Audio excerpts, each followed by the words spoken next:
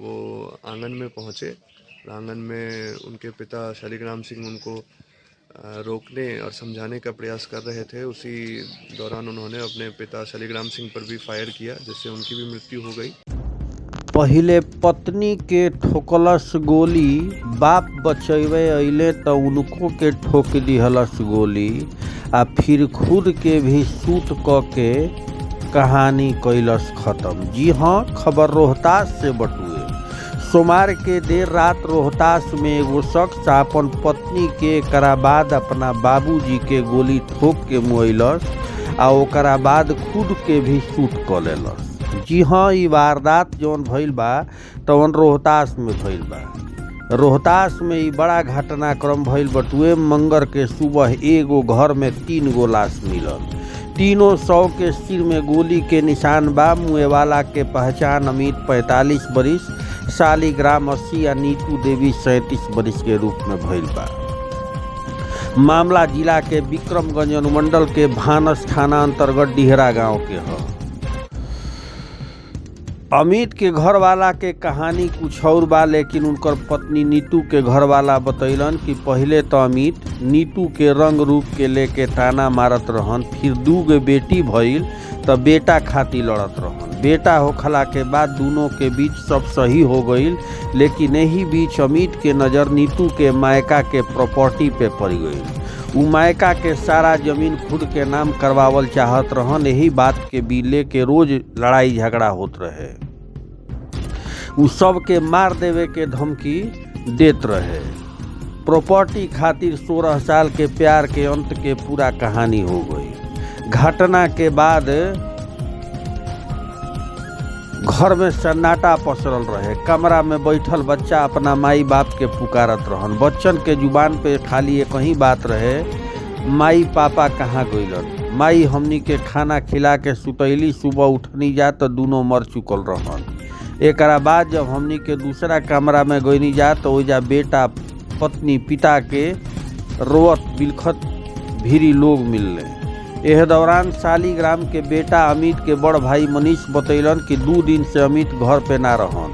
उ कहाँ गइल रहन एकर जानकारी केहू के ना रहे। सोमवार के देर रात 1 बजे उ जोर जोर से दरवाजा पीटे लगलन। जब उनकर पत्नी दरवाजा खोली तो अमित घर से बंदूक उठा के उनका पे तान दिहले। नीतू चिल्लाए लगली, लेकिन जितना देर में हमनी के पहुँचती जा इससे पहले ही अमित गोली मार के नीतू के मुआ देलन।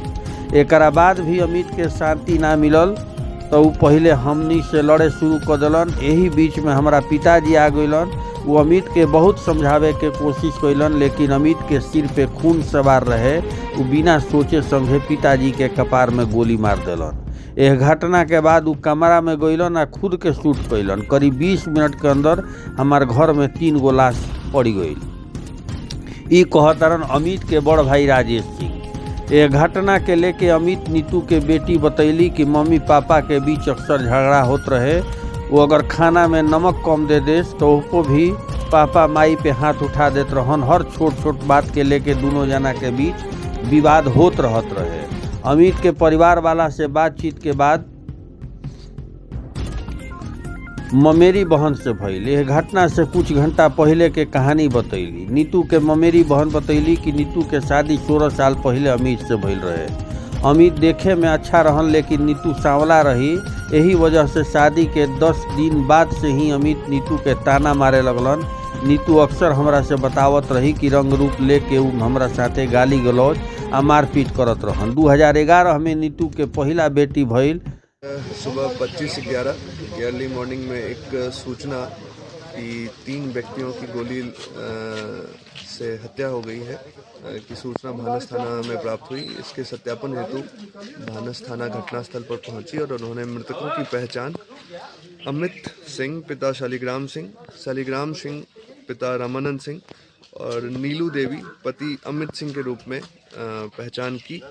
प्रथम दृष्टया जांच एवं आई विटनेसेस के बयान के उपरांत ये बात प्रकाश में आ रही है कि रात्रि लगभग 12 से 1 बजे के आसपास जब घर में सभी लोग सोए हुए थे तो अचानक घर के प्रथम तल्ले के कमरे से गोली चलने की आवाज़ आई, जिसे देखने के लिए घर के लोग जब उधर उस ओर गए तो उन्होंने उस कमरे से अमित सिंह जिन्होंने अपने हाथ में बंदूक ले रखा था उनको बाहर आते हुए देखा, और साथ ही उस कमरे में उन्होंने उनकी वाइफ नीतू देवी की लाश भी देखी।